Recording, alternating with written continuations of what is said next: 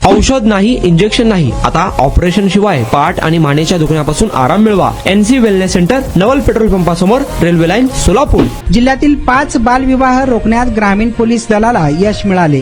मोहोळ, पंढरपूर, वैराग व वळसंग येथे कारवाई करण्यात आली असून या मुलींना बाल सुधारगृहात दाखल करण्यात आले. मोहोळ पोलीस स्टेशन हद्दीत 2 सख्ख्या अल्पवयीन बहिणींचा विवाह रविवारी 10 मे होणार असल्याची माहिती मिळताच मोहोळचे पोलीस उपनिरीक्षक सचिन माळी आणि त्यांच्या पथकाने तसेच महिला पोलीस अश्विनी घोलप यांनी तातडीने दोन्ही मुलींना ताब्यात घेतले.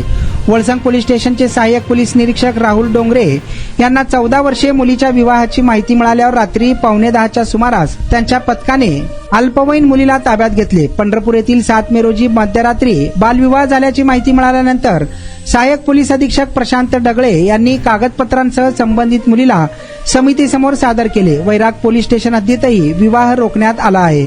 उपविभागीय पोलीस अधिकारी तथा स्पेशल ज्युव्हेनाईल पोलीस युनिटचे प्रमुख संकेत देवडळकर, पोलीस निरीक्षक बालाजी पवार, पोलीस निरीक्षक कुंदन गावडे, पंढरपूरचे सहाय्यक पोलीस अधीक्षक प्रशांत डगळे, सहाय्यक पोलीस निरीक्षक राहुल डोंगरे, पोलीस उपनिरीक्षक रविराज कांबळे, पोलीस उपनिरीक्षक सचिन माळी, पोलीस उपनिरीक्षक प्रतापसिंग जाधव यांनी सतर्कता दाखवीत हे बालविवाह रोखल्याची माहिती मिळाली आहे. आणि आता अवस्था अशी व्हायला लागली होती की मी बसत किंवा उभं राहत नव्हतो, तर जास्तीत जास्त झोपून राहायचा प्रयत्न करायचो. सलगपणे आपण एखादं काम करायला लागलो की बॅकमध्ये पेन येतोय.